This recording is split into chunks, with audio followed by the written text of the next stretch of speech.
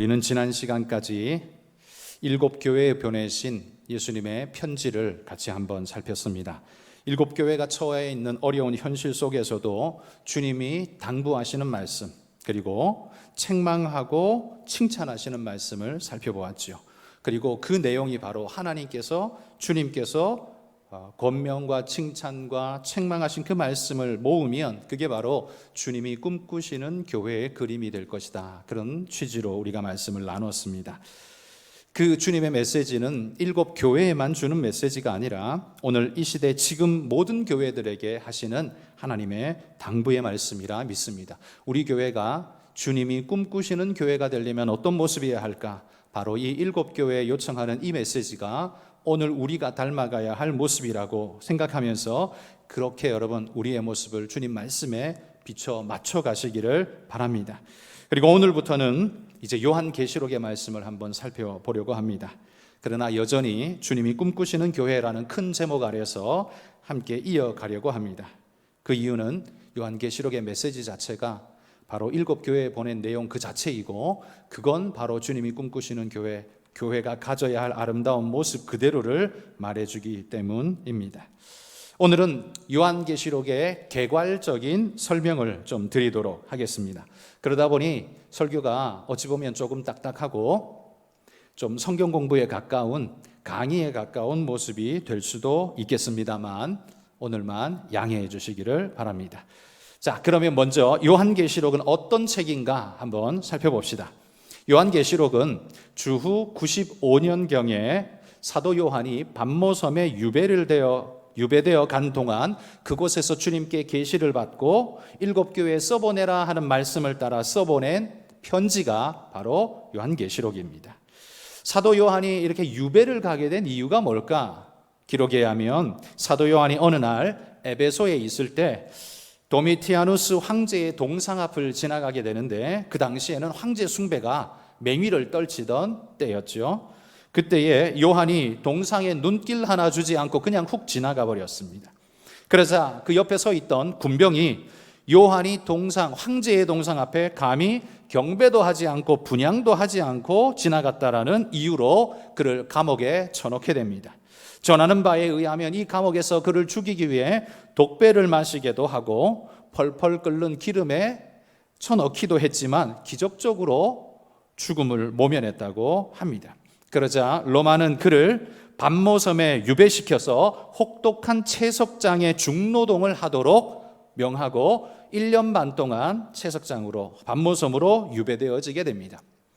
그는 유배되어지고 난 다음에 도미티아누스 황제가 죽고 그 다음 황제가 왕위에 오르자, 황제에 오르자 그제서야 풀려날 수 있었습니다. 이 기간이 1년 6개월, 1년 반 동안 그가 유배 생활을 한 것입니다. 그가 유배지인 반모섬에서 하나님이 보이신 이 환상을 보고 그분의 명령을 따라 7교회에 써보낸 편지글, 그게 바로 요한계시록이란 말이죠. 그러기에 요한계시록을 읽을 때 늘 유념해야 하는 건 환상의 판타지 소설이 아니라 편지라는 사실입니다. 편지는 사실과 현실에 기초한 말씀이죠. 그래서 쓰는 자와 받는 자가 함께 공유하는 역사를 함께 가지고서 말씀을 나누는 게 바로 편지입니다. 이 편지이면서 그러나 그 내용은 예언적 말씀이 가득하게 들어있는 말씀이었고, 특별히나 묵시적 말씀이 가득한 것이 이 요한계시록의 특징입니다. 그러니까 큰 틀에서는 편지 형식으로 쓰였으나 내용적으로는 예언적이고 묵시적 내용을 담고 있는 것이 요한계시록이다. 바로 그 말이죠. 그러기에 우리는 이 세 가지 특징, 편지, 예언, 묵시라는 세 가지의 특징을 바르게 이해해야 요한계시록이 말하고 있는 이 내용이 어떤가에 대해서 제대로 이해할 수 있을 겁니다. 먼저 편지를 봅시다. 여러분, 편지는 누군가에게 소식을 전하면서 써보내는 사실적인 내용의 기록이 편지이죠. 이건 소설도 아니고 이거는 영화도 아닙니다. 보내는 사람이 있고 받는 사람이 있습니다. 그리고 그 내용은 그 사람이 담아있는 현실의 배경을 기반으로 하고 있죠. 요한계시록 1장 4절에 보시면 요한은 아시아에 있는 7교회에 편지하노니 라고 말합니다. 분명한 편지 형식을 갖추고 있는 글입니다. 그러기에 편지라는 사실을 늘 잊지 말아야 합니다. 그리고 이 편지를 제대로 이해하려면 이게 어떤 시대 배경을 가지고 쓰여졌나, 배경이 무엇인가도 중요하게 우리가 이해를 해야 한다는 거죠. 당시 이 편지가 쓰여진 당시는 예루살렘이 70년에 로마에 의해서 멸망하고 네로 황제 치하 65년부터 기독교는 극심한 박해에 떨어지게 됩니다. 그 박해가 95년 지금 요한계시록을 쓰고 있는 이때까지 창궐에 있었고 그걸 넘어 250년경까지 계속해서 박해가 진행됩니다. 그러니까 박해는 로마 시대 200년 동안 계속되어진 고통과 아픔의 시기였다는 거죠. 그 고통의 시기 한가운데에 하나님께서 교회에 써보낸 편지가 요한계시록이란 말이에요.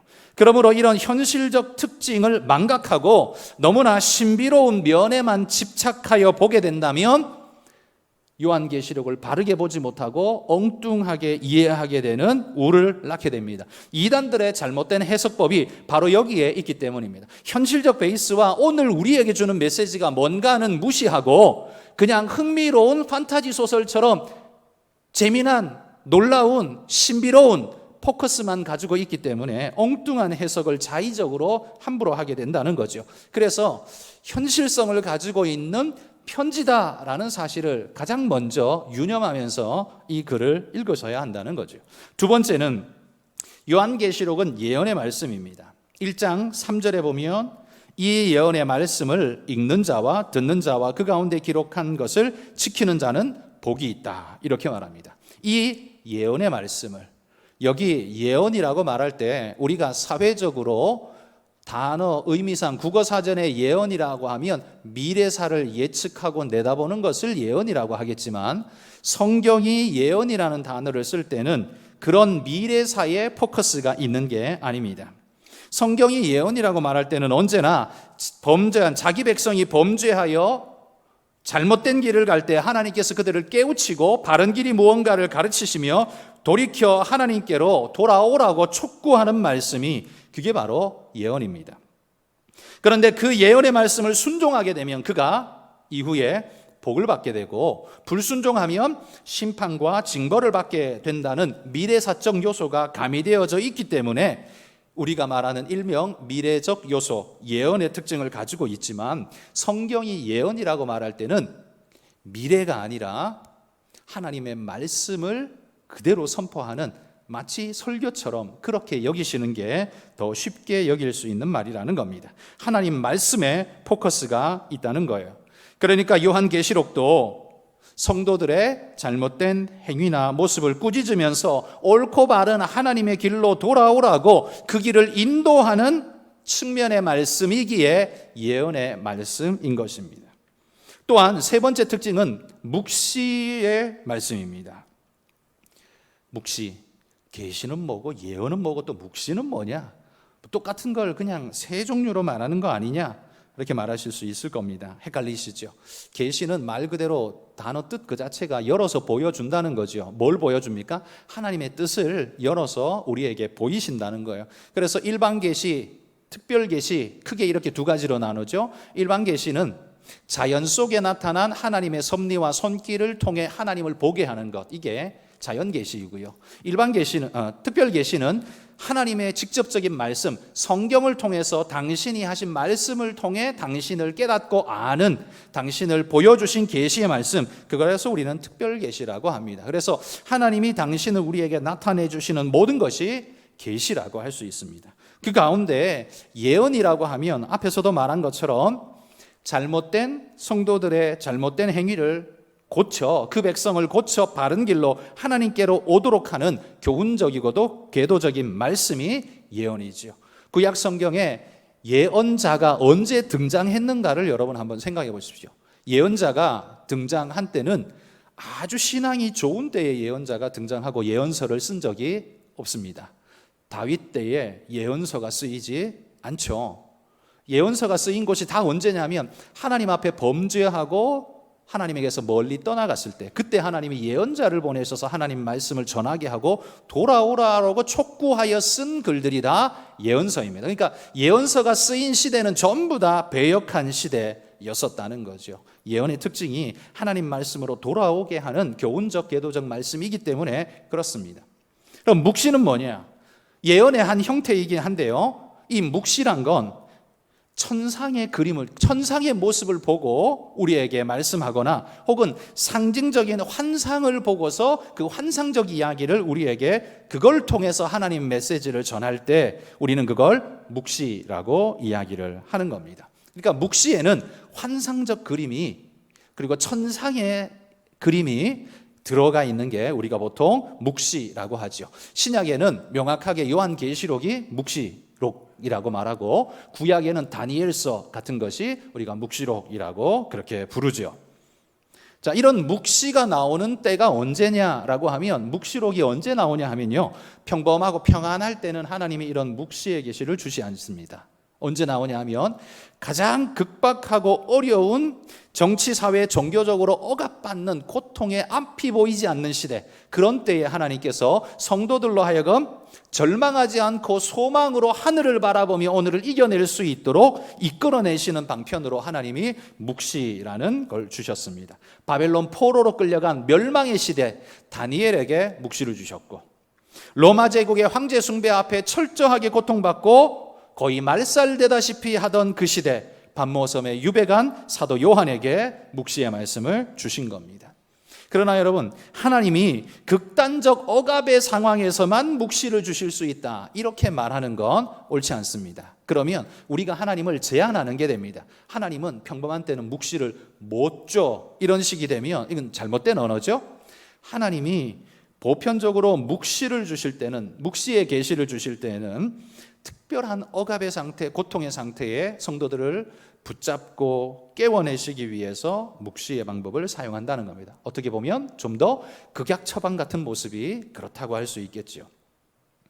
그리고 또 하나, 이런 묵시의 형태를 사도 요한에게 주신 이유가 뭘까라고 하자면, 요한이 반모섬에 유배되어 가 있는 상태, 유배자라면 편지 서신의 왕래도 평안하게 자유롭게 할 수도 없을 것이고, 그가 쓴 편지는 아마도 다 검열의 대상이 될 수밖에 없었을 겁니다. 여러분, 지금 우리나라야 검열을, 자유민주주의 국가에서는 검열을 안 하지만 지금도 여전히 무슬림 국가나 공산국가나 이런 데에서는 다 검열을 당하지 않습니까?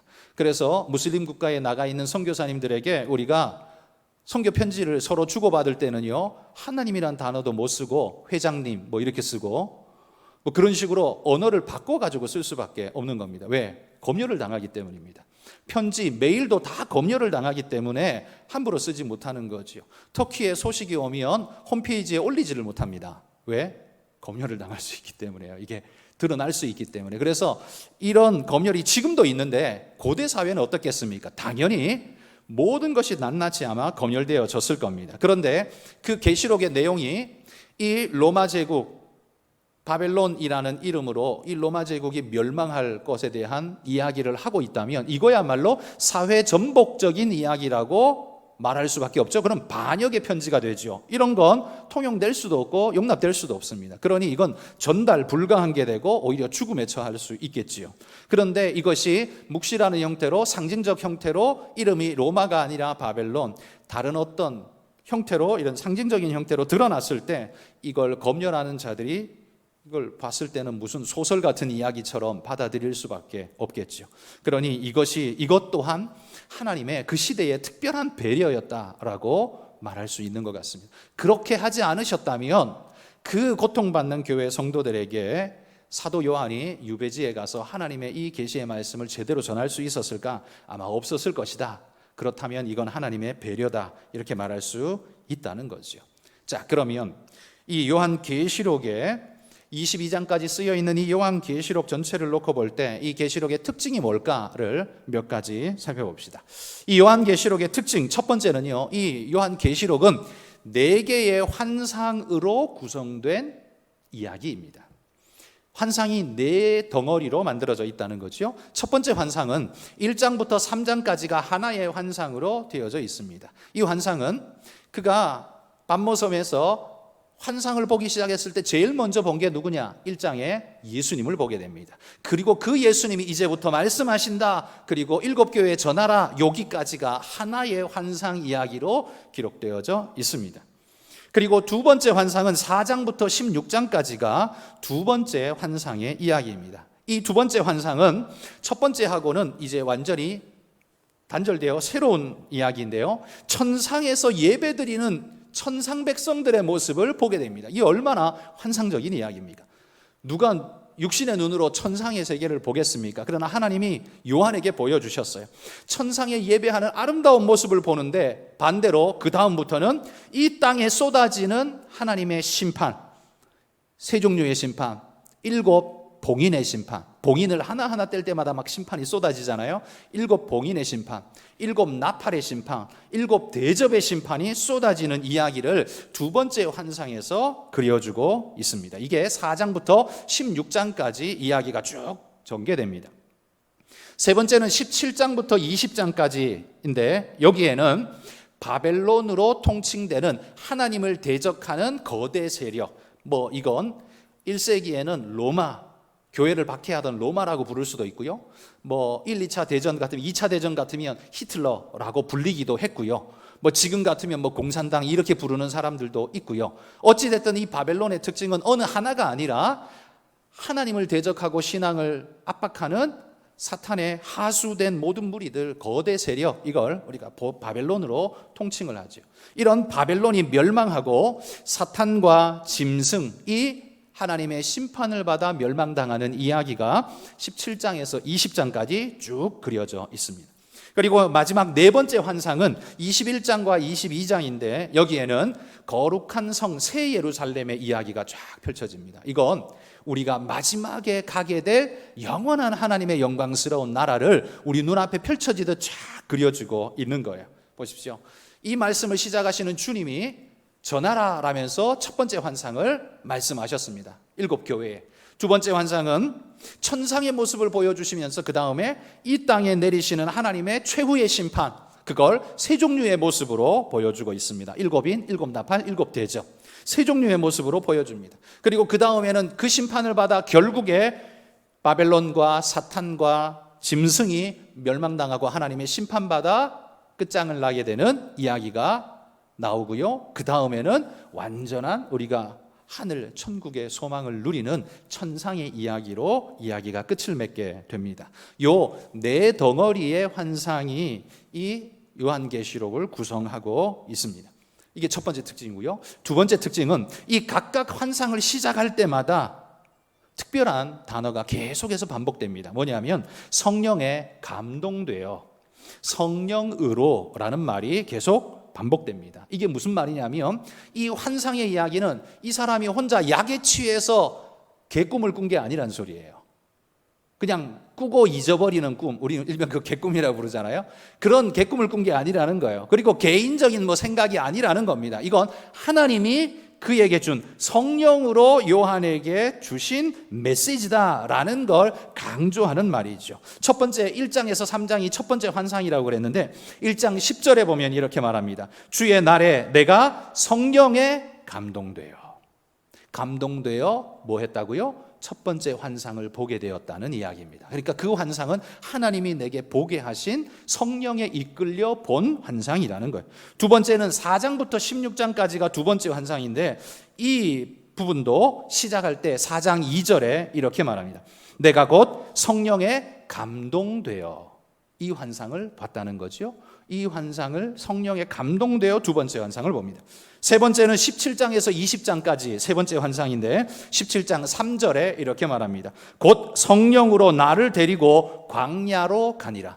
성령으로 나를 데리고 광야로 가셔서 하나님께서 마지막 심판 때에 바벨론이 멸망하고 짐승과 사탄이 결국 하나님의 심판을 받아 떨어지게 되는 그 모습을 하나님께서 환상 가운데 보여주셨다는 겁니다. 네 번째는 21장, 22장 거룩한 새 예루살렘의 환상인데 21장 10절에 보면 성령으로 나를 데리고 크고 높은 산으로 올라가서 이 광경을 보여주셨다는 겁니다.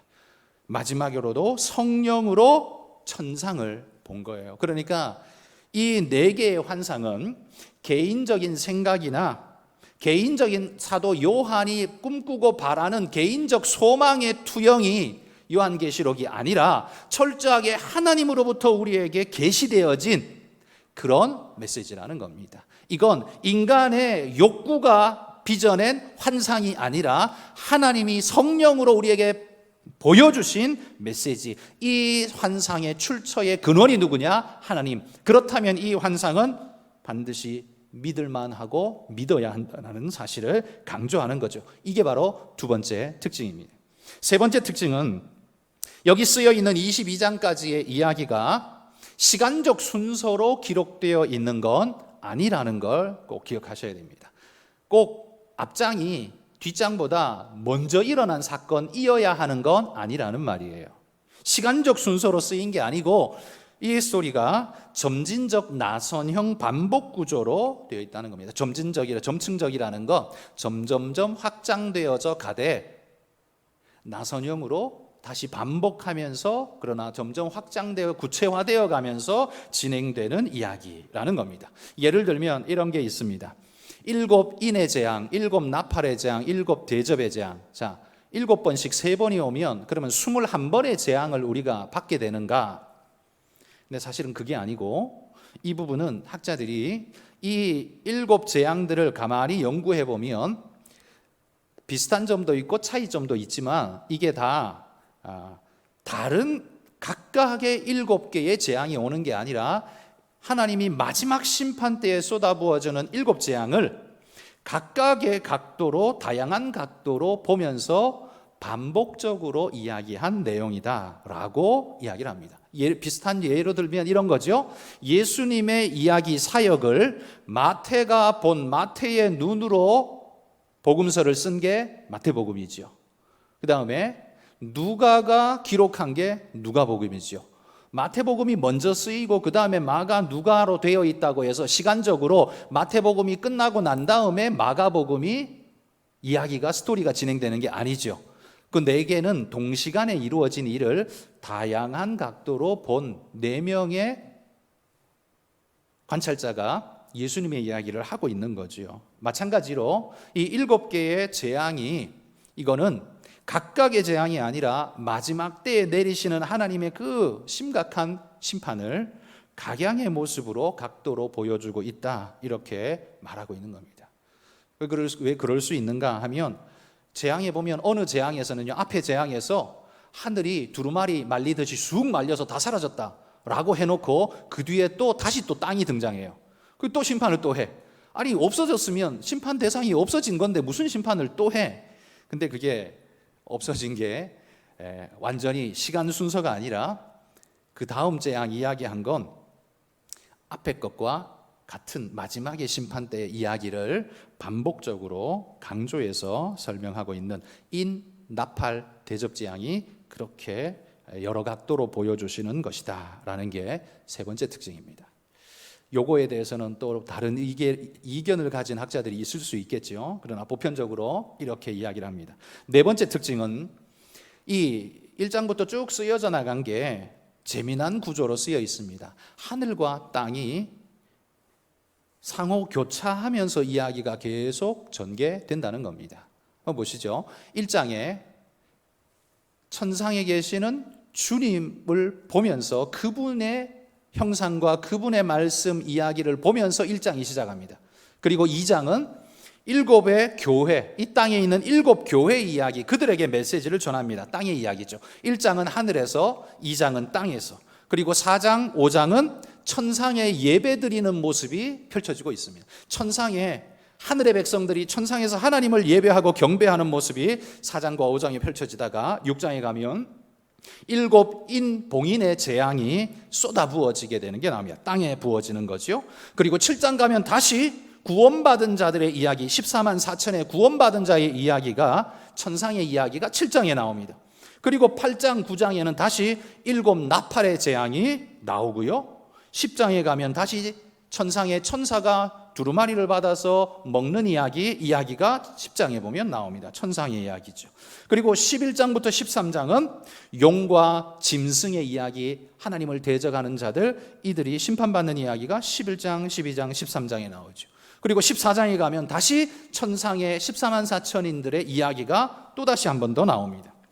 그리고 15장부터 18장까지는 7 대접의 재앙이 다시 또 나옵니다. 그리고 19장부터 마지막 장까지는 어린 양의 혼인잔치와 함께 이어져서 새하늘과 새 땅으로 나아가는 모습이 그려져 있죠. 그러니까 하늘 땅으로 계속해서 서로 맞물려가는 상호 교차적인 모습으로 계시록이 기록되어져 있다는 겁니다. 이런 교차 구조는 땅에서 일어나는 모든 일들이 하나님하고 무관하게, 하나님은 그냥 하늘에 계시고 땅은 땅대로 지나가고, 그게 아니라는 거예요.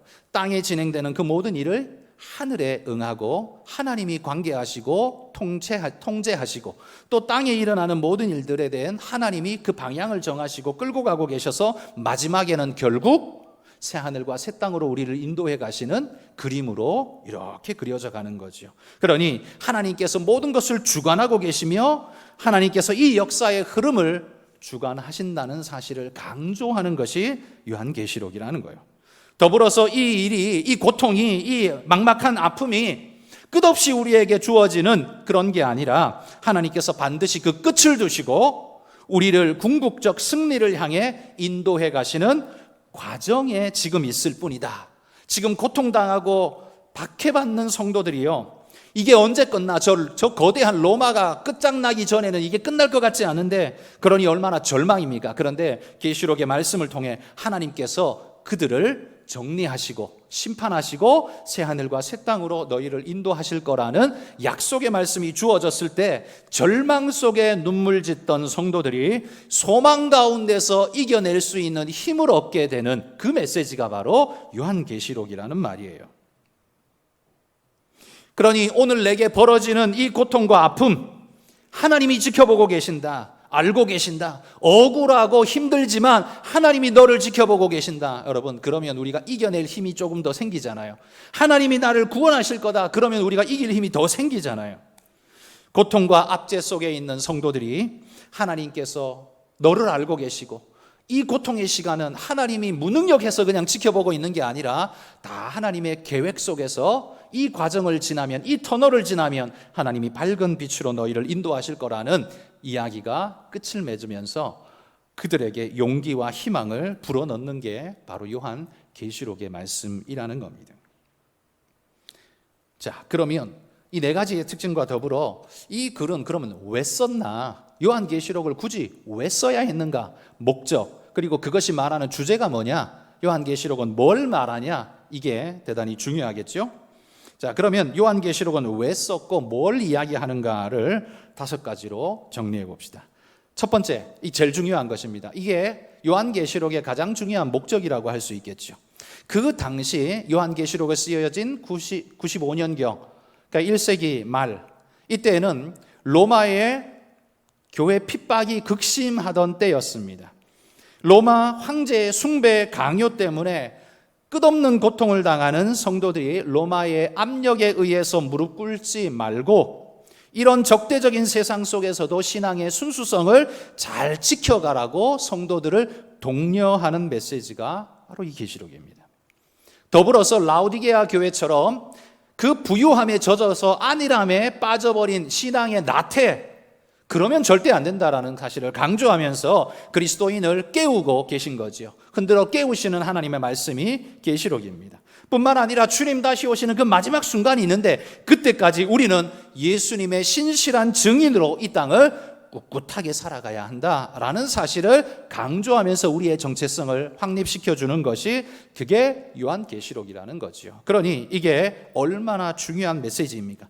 그러니 여러분, 요한계시록을 읽으실 때 신비롭고 놀라운 미래사 정보를 얻는 이야기가 요한계시록이다, 이렇게 생각하면 잘못 보신 거라는 말이에요. 이단들은 늘 이런 식으로 우리의 눈을 현혹시키는데 이건 요한계시록을 제대로 본 게 아니라는 겁니다. 이단들은 호기심과 신비라는 유혹거리로 현실과 단절된 미래 이야기, 오늘과 상관없는 내일 이야기, 이렇게 요한계시록을 해석하지만 그건 철저히 잘못되었다는 겁니다. 제가 앞에서 요한계시록은 편지라고 말했죠. 편지, 그건 오늘의 뿌리 박은 이야기입니다. 오늘을 떼고서는 이야기할 수 없는 게 그게 편지예요. 그러니 요한계시록도 오늘의 뿌리 박은 신앙의 영성을 이야기하고 있는 겁니다. 비록 미래사를 이야기하지만 오늘에 관계된 이야기라는 말, 그걸 주의하라는 거예요. 뿐만 아니라 이 책은 소아시아 7교회에 보낸 소아시아 교회들에 국한된 책이 아니라 역사 속에 오고 오는 모든 교회가 읽어야 할 말씀의 책입니다. 끝까지 신앙을 지키고 로마만 우리를 압제합니까? 아니죠. 로마만이 아니라요, 수많은 역사 속에 수많은 압제자들이 신앙을 말살시키기 위해서 끝도 없는 모습으로 우리에게 다가와 있습니다. 지금은 우리 대한민국은 뭐 그렇게 눈에 보이는 압제자는 없지요. 그러나 여러분 잘 보십시오. 문화라는 이름으로 우리의 신앙의 목을 조여오는 게 얼마나 많은가를 보십시오. 또 그 부분에 있어서도 우리가 깨어 있어야 할 것입니다. 그러니 그런 모든 시대 속에 살아가는 그리스도인을 일으켜 세우고 신앙 안에 붙잡아주는 소망이 있는 말씀이 계시록이란 말이에요. 요한계시록의 목적은 신비로움이 아닙니다. 오히려 명료함과 분명함입니다. 내가 이 신앙을 놓지 말아야 할 이유가 뭐냐, 그걸 보여주는 게 요한계시록이란 말이에요. 오늘 이 고통이 무의미하지 않다, 이 고통을 넘어 하나님의 영광의 승리가 있다라는 걸 보여주는 게 그게 바로 요한계시록이란 말이에요. 길고 긴 터널 속에서도 소망의 빛을 잊지 말라라고 말씀하는 게 그게 바로 요한계시록이란 말씀이에요. 그러므로 여러분, 이 성경을 대하는 우리 성도들의 자세부터 교정해야 할 것입니다. 우리도 늘 요한계시록 그러면 궁금하고 미래사 이렇게 생각하니까 이단들이 툭 던지는 미끼에 덥석 물고 그냥 끌려가는 겁니다. 그러지 말고 이 메시지는 오늘 우리의 메시지다라고 받고 우리의 신앙을 다시 돌아보는, 점검하는 그런 말씀의 책이 되어야 합니다. 자, 이게 첫 번째 큰 특징입니다. 두 번째 요한계시록의 목적, 이 두 번째 목적은 핍박과 고난이 그들에게 주어지지만 이건 단순히 힘들기 때문에 피해야 할 고난, 그런 의미의 의미 없는 고난이 아니라 이 고난은 바로 그리스도의 승리에 참여하는 역설적 방법이다 라고 계시록이 우리에게 말해준다는 거예요. 자, 요한계시록 5장 6절 말씀 우리 같이 한번 읽어봅시다. 내가 또 보니 보좌와 내 생물과 장로들 사이에 한 어린 양이 서 있는데 일찍이 죽임을 당한 것 같더라. 여러분, 여기 일찍 죽임을 당한 어린 양이 누굽니까? 예수님이시죠. 예수님이 어린 양으로 여기 등장하는데 일찍 죽임을 당했어요. 그렇죠. 십자가를 지고 일찍 죽임을 당했습니다. 그런데 죽어서 끝장나고 없어진 게 아니라 지금 살아서 그들 앞에 계십니다. 그뿐만 아니라 그분을 믿는 모든 구원받는 백성을 이끌어 하나님께로 인도하는 바로 그분이 됩니다. 죄와 죽음의 사슬을 끊고 승리를 선포하는 승리자로 서 있습니다. 그런데 그 모습이요, 면류관을 쓰고 찬란히 빛나는 이래야 될 것 같은데 그게 아니라 일찍 죽임을 당한 어린 양, 이런 모습으로 쓰여 있다는 거예요. 그러니 여러분, 죽음이 실패가 아니라 승리가 되는 역설의 이야기를 강조하는 게 계시록입니다.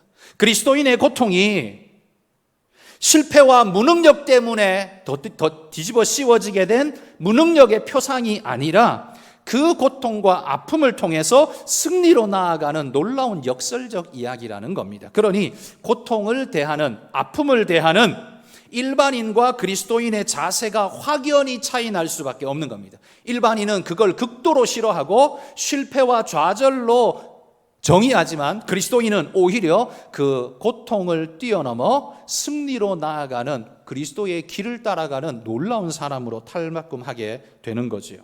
그러므로 성도 여러분, 이런 죽음의 승리의 길이라는 역설적인 것을, 이 길이 주님의 길이고 이게 우리가 걸어야 할 길이라는 걸 믿으신다면 그리스도인이 세상에 너무 세상적인 방법으로 승리해야겠다라고 안달복달하는 건 신앙인의 모습이 아닙니다. 무슨 말인지 이해되십니까? 수단과 방법을 가리지 않고 자식들은 공부를 잘해야 되고, 직장인은 수단과 방법을 가리지 않고 돈 많이 벌어야 되고, 수단과 방법을 가리지 않고 높아져야 하고, 여러분 그건 그리스도인의 승리 방정식이 절대 아니라는 말이에요. 그런 방정식은 오직 속된 로마의 방정식이지요. 일찍 죽임을 당한 어린 양이신 그분을 뒤쫓는 우리들은 죽음과 고통이라 할지라도 그것이 바로 주님의 승리를 이끌어가는 역설의 길이라는 걸 믿고 묵묵히 오늘의 고통과 아픔을 좌절과 실망으로 안는 것이 아니라 소망으로 끌어안고 오늘을 이겨내며 살아가는 존재들, 그게 바로 그리스도인이라는 사실이죠. 그런 승리를 추구하는 사람들, 그게 바로 계시록에 쓰여 있는 성도들입니다. 수많은 고통과 아픔이 그들에게 부어지지만 짐승과 용과 그 바다에서 올라온 용, 짐승, 사탄, 별의별 것들이 다 고통스럽게 우리를 몰아가지만 궁극적 승리를 얻게 되는 성도의 모습을 계시록이 우리에게 보여준다는 거예요. 그러니 이겨내라는 소리겠죠. 그래서 계시록을 썼다는 거예요. 세 번째, 이 계시록을 쓰신 세 번째 목적은 인간의 타락하고 이 혼란스러운 역사 속에서도 오직 하나님이 세상을 주관하신 분이라는 사실을 명확하게 나타내는 서신이 바로 이 요한계시록입니다. 여러분, 내 눈앞에 창과 칼로 무장한 거대 세력, 이 로마 제국은 우리가 사는 온 세상을 뒤덮고 있죠. 이 당시 사도 요한이 쓸 그 당시만 해도 로마 제국은 끝도 없는, 로마야말로 세상의 끝이라고 생각했던, 세상의 전부라고 생각했던 시대였죠. 그러니 누가 감히 그걸 벗어날 수 있겠습니까? 그러나 우리가 믿고 의지하는 하나님은 천군 천사들로 하여금 로마 제국 전체를 오히려 휘감싸고 지배하고 통제하고 계신다는 사실을 계시록을 통해 보여주는 겁니다. 세상의 그 어떤 권력과 힘도 로마를 지배할 수 없는데 하나님은 계시록을 통해서 그 로마 위에 하나님이 더 크고 많은 대단한 힘으로 지배하고 있음을 보여주는 겁니다. 여러분, 이 그림이 구약에 가면 엘리사의 종 게하시에게서 경험되어집니다. 엘리사의 종 게하시, 엘리사가 아람 나라의 그 술책들을 다 이스라엘 왕에게 다 이야기를 해줘버리니까 아람이 이스라엘을 정복할, 지배할 방법이 없는 겁니다. 그러니 이 엘리사부터 잡아라. 어디 있냐? 도단성에 있습니다. 아, 그래? 그럼 도단성으로 모든 군대를 다 보내라. 그래서 밤사이에 도단성을 다 감쌌습니다. 아침에 멋모르고 아침에 일찍 나온 이 엘리사의 종 게하시가 기지개를 켜며 바깥에 딱 나왔는데 보니까 어떻게 해요? 성벽을 삥 둘러싸고 있는 아람의 어마어마한 군대가 둘러 진치고 있는 걸 보게 되는 거지요. 기겁을 하고 놀라서 쫓아 들어가서 엘리사에게 이야기합니다. 아람 군대가 우리 성을 완전히 포위하고 감쌌습니다. 끝장났습니다. 우린 죽었습니다. 그런데 엘리사가 뭐라고 말합니까? 걱정하지 마라. 그들과 함께 한 자보다 우리와 함께 한 자가 훨씬 더 많다. 그리고는 그에게 기도해주고 그를 데리고 바깥에 나가서 다시 봐라. 보니까 뭐가 보입니까? 아까는 도단성을 감싸고 있는 아람 군대만 보였는데 지금은 그 아람 군대를 감싸고 있는 하늘의 천군 천사가 보이는 겁니다. 어마어마한 숫자가 하늘에서 명령을 딱 기다리면서 대기하고 창칼을 뽑아들고 말씀만 하면 싹 쓸어버리겠습니다. 그런 마음으로 하늘에 진을 치고 있는 거예요. 그걸 딱 보는 순간 어떻게 해요? 게하시의 마음이 확 놓이지 않았겠습니까? 불안과 두려움에 떨던 그의 심령이 하늘의 천군천사 하나님이 우리와 함께 하신다는 걸 자기 눈으로 딱 목도하는 순간 그 마음은 평안함으로, 믿음으로, 신뢰로 돌변하게 되는 것이요. 요한계시록이 바로 고통과 압제 속에 아람이 도단성을 감싸고 있는 것처럼 로마가 교회를 지금 압제하고 감싸고 죽이려고 덤벼드는 지금 현실, 이 현실 속에 마치 게하시가 눈뜨고 천군 천사를 보듯 계시록을 통해서 성도들에게 하늘의 영광을 보게 하시는 겁니다. 그러니 이걸 본 성도들은 어떻습니까? 이 약속의 말씀을 붙잡은 성도들은 어떻겠습니까? 영광과 소망으로 마음의 안도감을 가지고 힘차게, 고통 속에 있지만 힘차게 찬송가를 부르며 승전가를 부르며 달려나가지 않겠습니까? 바로 그것이 요한계시록의 목적이란 겁니다. 고통 속에 오늘 당신의 삶이 빈핍하고 힘들고 어려워도 걱정하지 마십시오.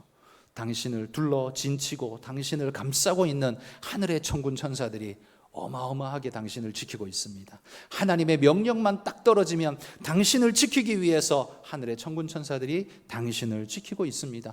여러분, 그렇게 말씀하고 있는 게 지금 이 계시록의 말씀이라는 거예요. 그들이 아무리 많아도 우리를 삼킬 수 없다는 메시지를 지금 전하고 있는 게 계시록이란 말씀이에요. 이 얼마나 큰 소망입니까? 네 번째, 이 요한계시록의 네 번째 목적은요, 순교자의 기도가 선교와 하나님 나라의 완성을 촉진하는 중요한 동력이 된다는 사실을 우리에게 가르쳐주고 있습니다. 이 무슨 말일까? 계시록 6장 9절에서 10절 말씀 같이 한번 읽어봅시다. 다섯째 인을 떼실 때에 내가 보니 하나님의 말씀과 그들이 가진 증거로 말미암아 죽임을 당한 영혼들이 제단 아래에 있어 큰 소리로 불러 이르되 거룩하고 참되신 대주제여 땅에 거하는 자들을 심판하여 우리 피를 갚아주지 아니하시기를 어느 때까지 하시려 하나이까 하니. 자, 이 내용이 뭐냐 하면 이 땅에서 신앙 지키다가 죽임을 당한 영혼들이 하나님 앞에 가서 하나님 앞에 탄원하는 겁니다. 우리의 죽음을, 우리의 피를 언제 갚아주시겠습니까? 이건 하나님 앞에 원망을 돌리는 이야기가 아니라요, 하나님 앞에 간구하고 기도하고 있는 거예요.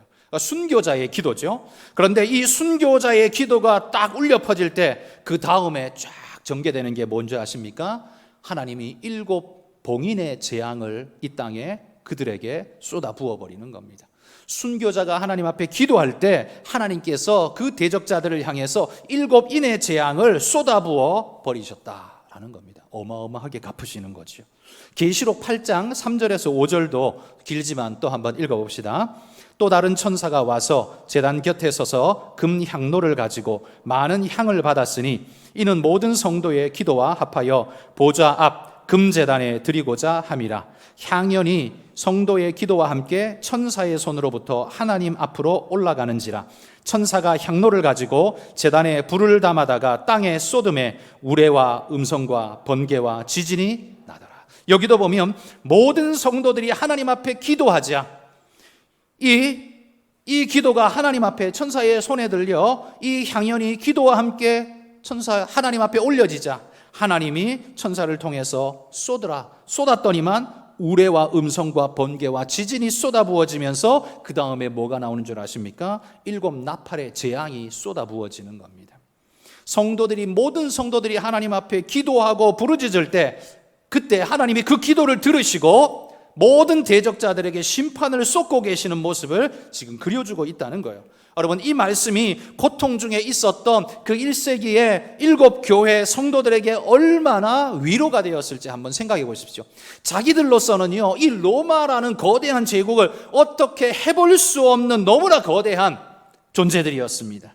그러나 그 성도들이 기도하자, 순교자들이 기도하자 하나님께서 그들에게 그 거대한 손도 댈 수 없다는 그 로마의 하나님이 7 나팔 재앙을 확 쏟아부어 버리니 그들이 꼼짝하지 못하고 다 멸망당하는 존재가 될 수밖에 없더라는 그림을 지금 보여주는 겁니다. 여러분, 성도 중에 어떤 이들은 아마 어려움을 만나면 이렇게 말하는 이도 있을 겁니다. 이런 판국에 기도가 무슨 소용이 있어? 지금 상황이 이렇게 돌아가는데 기도가 무슨 소용이 있어? 아마 이렇게 소리치는 성도도 있을 수 있겠지만 여러분, 이 말씀을 보십시오. 성도들의 기도가 올려지자 하나님의 심판이 악한 자들에게 쏟아부어지고 있는 이 광경을 주목해 보십시오. 이건 성도들의 기도가 무의미하지 않다는 걸 분명하게 보여주는 것입니다. 기도는 그냥 넋두리 하는 게 아니라는 거예요. 자기 최면을 거는 게 아니라는 말입니다. 하나님이 들으시고 하나님이 역사하시는 중요한 통로가 되는 게 기도라는 말입니다. 여러분, 20세기 그 이전 19세기 그들 목회자들보다 지금 21세기의 목사들이 아마도 조금 더 많은 자료와 많은 경험과 설교도 아마 더 폼나게 잘 할 거라고 생각합니다. 보편적으로는 19세기, 20세기 목사님들보다 21세기의 지금 목사님들이 훨씬 더 세련되게 설교할 거라고 잘 할 거라고 생각을 해요. 좋은 의미에서. 그런데 단 한 가지, 19세기, 20세기 목사님을 결코 따라갈 수 없는 21세기의 한계와 연약성이 뭐냐 하면 바로 이 기도입니다. 아마 여러분들도 다 공감하실 겁니다. 기도는 우리에게 말라버렸습니다. 기도의 능력을 다 잃어버렸고 더 이상 기도하지도, 물론 예전에는 뭐 삼각산에서도 하고 기도원 곳곳에서 기도하고 철야 기도하고 얼마나 많이 했습니까? 저도 어릴 때 제가 다녔던 교회는요, 밤 10시에 금요기도회를 시작해서 새벽 4시에 끝을 납니다. 우리 교회도 그랬잖아요. 밤 새도록 했잖아요. 그러니까 과거에는 그런 교회들이 많았어요. 그리고 기도를 모이기만 하면 그냥 기도회를 했어요, 그냥. 그런데 지금 어떻습니까? 기도 안 합니다. 이건 저부터 회개해야 될 일인데요. 저도 가만히 돌아보면 나의 가장 큰 무능력은 뭔가라고 했을 때 이건 기도다. 그리고 21세기의 교회가 살아날 방법이 뭘까라고 했을 때 이제는 더 세련되고 더 뛰어난 프로그램이 아니라 다시 근본 기도로 돌아가고 하나님 앞에 엎드리고 영성을 회복하는 것이 가장 중요한 21세기의 숙제일 것이다. 그 교회가 살아남을 것이다. 이제는 우리가 포장하고 뭘 해서 사는 게 아니라요, 영성으로 살아야 하는 마지막 시기 아닙니까? 여러분, 기도 무용론을 부르짖는 사람이야말로 그가 아무리 교회 안에 있어도, 그가 아무리 교회 오래 다녔어도 이 사람은 거의 불신자 같은 사람입니다. 이런 사람에게는 하나님이 결코 역사하시지 않으실 것입니다. 이렇게 단정지어 말할 수는 없겠지만 하나님이 기도하지 않는 사람을 통해 하나님이 역사하기란 너무너무 어려우실 거라고 생각됩니다. 그러므로 여러분, 하나님의 좋은 사역의 통로가 되고 하나님의 은혜 얻는 통로가 되기 위해서라도 여러분, 우리가 기도에 더욱더 전념하고 열심을 낼 수 있기를 소망합니다. 마지막 5번째, 이 요한계시록의 목적은요, 주님 다시 오심에 대한 확실한 약속을 보장하고 있다는 겁니다. 그러니 우리는 종말의 신앙을 잘 가지고 있어야 한다는 사실을 강조하는 것이 이게 요한계시록이에요. 지금 비록 고통과 아픔의 시간이 주어져 있지만 이걸 이겨내야 할 이유가 뭐냐? 이유가 뭐냐 하면 주님 다시 오실 것이기 때문이에요. 오실 때에 우리의 신앙을 점검하실 거기 때문이며 심판하실 거기 때문이에요. 그러니 우리는 우리의 신앙을 잘 지키고 오늘 있어야 한다는 거예요. 여러분이 연봉을 10억을 얻는다고 하나님의 심판대 앞에서 뭐 보여줄 게 있겠습니까? 그런 건 다 쓸모없는 일이고, 우리가 우리의 신앙을 잘 지키고 하나님의 영광스러운 복음의 말씀들을 잘 전파하며 은혜롭게 하나님의 영광을 드러내며 살았나, 그걸 보시겠죠. 여러분, 그때에 부끄러움 없는 우리 모두가 되기를 소망합니다. 계시록 22장 20절에 이렇게 말씀합니다. 이것들을 증언하신 이가 이르시되 내가 진실로 속히 오리라 하시거늘 아멘 주 예수여 오시옵소서. 이것들을 증언하신 이 누굽니까? 예수님이에요.